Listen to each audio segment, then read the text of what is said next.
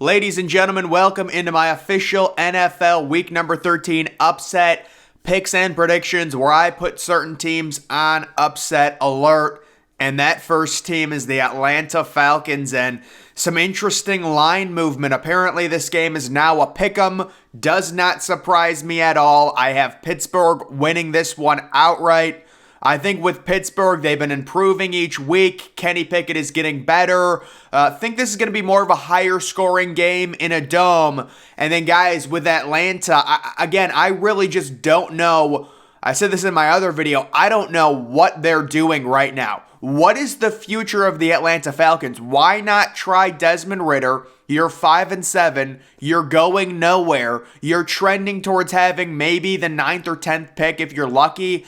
You need to see what you have in Desmond Ridder, in my opinion. Marcus Mariota playing at this point does nothing for you except probably hinder Drake London's development. So we'll see if they end up switching to Desmond Ridder, who they drafted, I believe, in the second round. Either way, when it comes to this game, I would say don't overthink it. Atlanta can't throw. Yes, they can run, but Pittsburgh has a good enough defense at this point. They've returned several key members on that defense. They've gotten healthier, and the offense is just going to keep getting better each week. The more reps, the more in-game situations that Kenny Pickett gets. They also do have, even after trading Chase Claypool, they do have a good wide receiving core. Getting George Pickens more playing time. You've still got Deontay Johnson. You've still got Najee Harris. I think it is the best situation here to roll with Pittsburgh and really roll with their momentum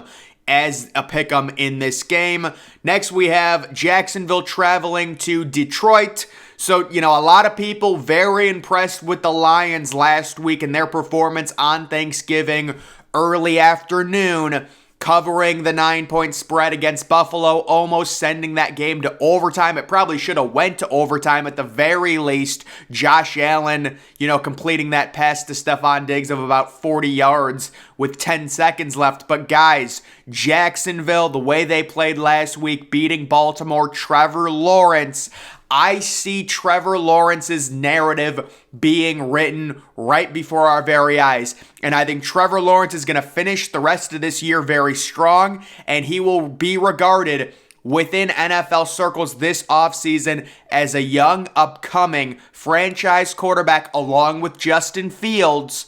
Jacksonville actually wins this game as 1-point underdogs, and I do love the over in this game. This is just a great situation for Trevor Lawrence to be in a dome, facing a bad defense, coming off a crazy comeback win. He has confidence now, and Jacksonville really isn't that bad of a team. They've got an okay defense. Certainly their defense is better than the Lions defense. And then with Detroit, we'll see.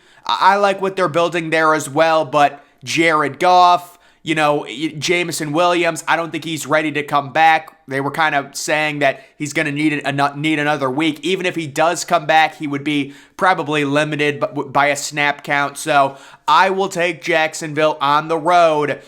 Using that win they had last week, using the momentum, they are 1-point underdogs. I think they win this game outright.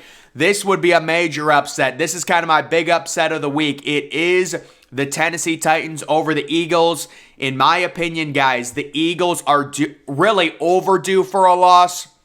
You take a look at their defensive performance against Green Bay, not good. Certainly Jalen Hurts has been really good. No one's debating that. But overall, Tennessee, surprising. They've played better recently. Ryan Tannehill, if you actually look at his numbers, is playing significantly better, and they're throwing the ball significantly more efficiently. If they get up early, you can ride Derrick Henry. That's what they want to do. Ball control this game to death. 5.5-point underdogs. Philadelphia has had issues covering spreads. I think they covered the one against Green Bay, or pushed barely. And that was a game where Aaron Rodgers gets injured. So I like Tennessee in a surprising upset to win this game outright. At the very least, it should be close enough to where they cover the spread. It's just cracks within Philadelphia that I'm seeing right now, and I could see the narrative where Philadelphia struggles for a few games, and then gets back on track and gets momentum going into the playoffs. So I still like Philadelphia, but this is how the NFL works. It's not perfect every week. Your team's going to struggle, and I think the Eagles could go on a little losing streak and then win and then go into the playoffs. Tennessee, let's be honest, this even after losing last week, they're still worse than their record. But at some point, we do have to admit they're 8-3 against the spread. So they constantly outperform Vegas, and you're getting them with value on the road against the Philadelphia team that just allowed 33 points at home. And of course, we remember a few weeks ago, Philadelphia losing outright to the Commanders at home on Monday Night Football. Next, we do have those Washington Commanders traveling and taking on the New York Giants. And guys, to me, this is great value on the Giants. The Commanders, they're a little bit worse than their record. They're due for a loss. Taylor Heineke, I understand. What is he, 5-2 now as a starter? To me, this is a correction game. And the Giants, look, the Giants aren't anything special, but they're at home. Saquon Barkley, he's been really quiet recently. He's going to get back on track. Daniel Jones is going to start running more. That's another prop that I love. I like Daniel Jones over this week in rushing. You look at it, barely any rushing yards on Thanksgiving. I think he comes back and runs a ton at home. He normally runs more at home than on the road against the Commanders team. Guys, the Commanders, they are what they are. They've won some games. I know they beat Houston. They beat Atlanta in the rain. It's always going to be a close game with the Commanders for sure. That upset win over the Eagles was great. But guys, this is a correction game. The Giants win this one. Really, honestly, I'm surprised the line is what it is. Washington sitting at 2.5-point favorites. I would have figured, if anything, the Giants would be 2-point favorites because they're at home. Unless there's an injury that I don't know about, which I don't think there is, I will take the Giants in that one. The 4 o'clock window, we've got Miami traveling to San Francisco. And part of this is my belief that it is Tua's year. And the other part of it is San Francisco's offense looked really bad last week. Christian McCaffrey is banged up. They end up winning 13-0.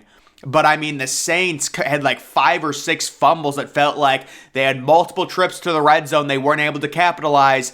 I like Miami on the road, 3.5-point underdogs against that loaded roster that San Francisco has. They're going to win this game outright.